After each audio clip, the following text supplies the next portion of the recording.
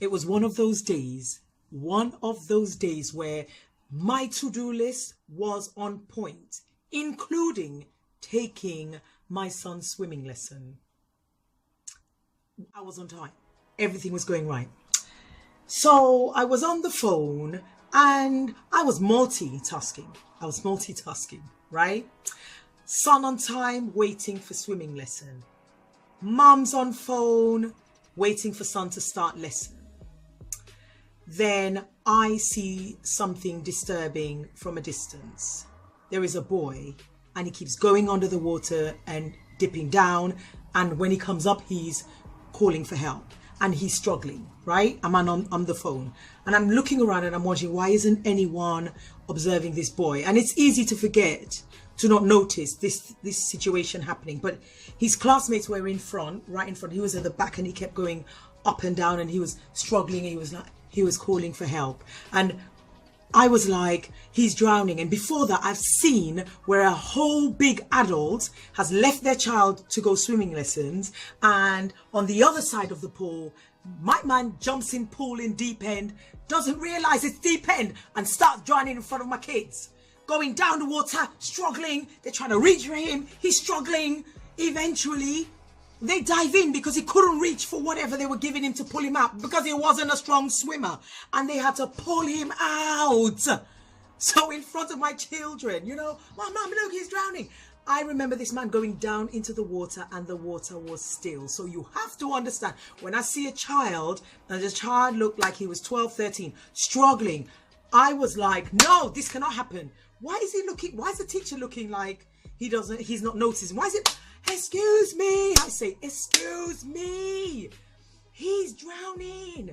No, the man is not looking at me. He's just looking at the group in front of him. I'm like, the boy is further back. I'm like, excuse me. He's drowning. And the man is still ignoring. I've stood up now. Hangover balcony. Excuse me. He's drowning. I shout. And the man turns to me calmly and goes, it's a swimming lesson.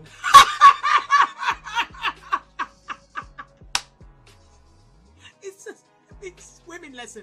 It's a swimming lesson teaching them how to call for help. The boy was so convincing. So I just continued my phone conversation and sat down quietly and went, oh, he's not, because I'm obviously shouting on someone's here who I was speaking to. Oh, he's all right. It's a lesson.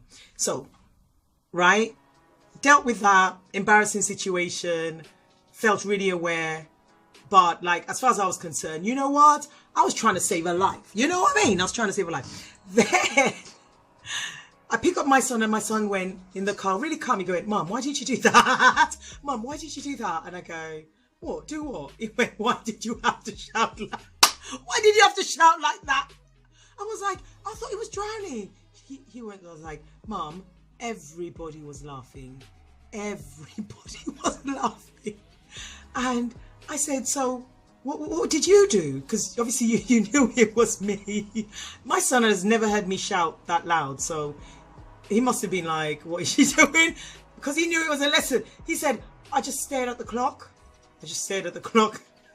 Everyone was laughing. And I said, did you let them know that was your mum? He was like, no. I tell you that story because that was a day I felt I was in control of everything, every situation. And something happened that reminded me that I'm human.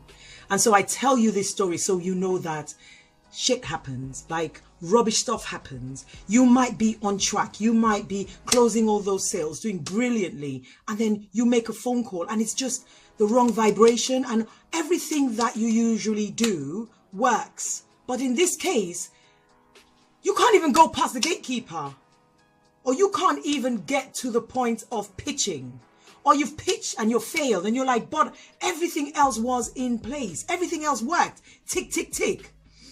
In business, it works like this. In life, it works like this. And you have to remember that after the storm and the rain, there is a rainbow. There is a rainbow that comes up.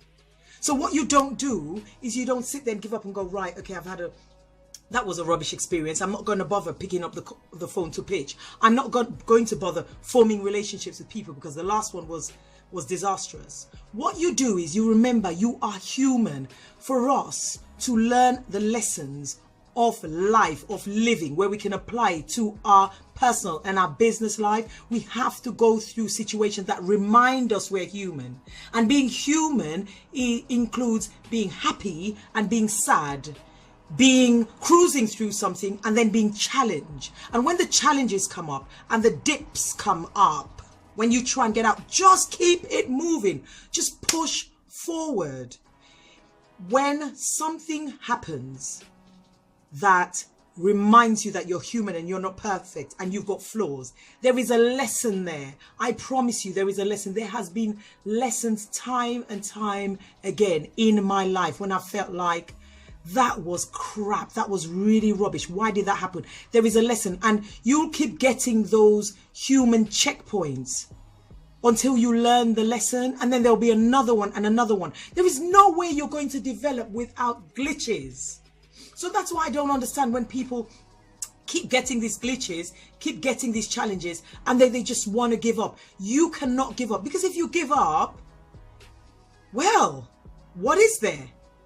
Because the adventure is actually taking on the challenge, moving into new territories, into new arenas. So what I would advise you to do, you've had that bad interaction with a potential client, you've not been able to close that deal, you have had a relationship that has failed, you have had something really negative happen to you right now, just keep on pushing, because the intention behind what you want to do always stays. So my intention was, I saw a boy who was drowning, and as far as I'm concerned, I know that if I see someone in distress, I'm always committed to trying to help them out, and I can't be embarrassed about that, because that's who I am. I can't say I'm not that. Being who you are is a really important part of this journey. You have to be yourself in the crisis mode, in the challenging periods, in the difficult periods, in the good and bad. You must unwrap yourself and uncover yourself and deal with situation with your imperfection and your flaws, because you can come through these situations if you just stick with it and you remind yourself of what the intention is behind what you're doing. What if that boy was really struggling and was drowning, and I decided, well, no, I'm not going to call out for help? What if he was suffering and I just let it happen? No, you almost always must know what your intentions are, and my intentions are to be me. And this post has been done to remind you that it's all about you being you, because once you're being yourself in your unique space, in your unique being, that's the perfection right there. You being you. Somebody might need to hear this right now. You might need to hear it, but a friend might need to hear it right now. So share it to them if you care. And like this post, because you know I'm right? And comment, because your opinion really matters to me. Thank you for watching this post. Stay you, be you, and look after you. Hashtag self-care. I think it's day 11. I might be wrong, it might be 12, but I'm on a roll with the self-care. Take it easy on yourself. You are not alone. Many feel like you. Thanks for watching this post, lovelies. Bye-bye.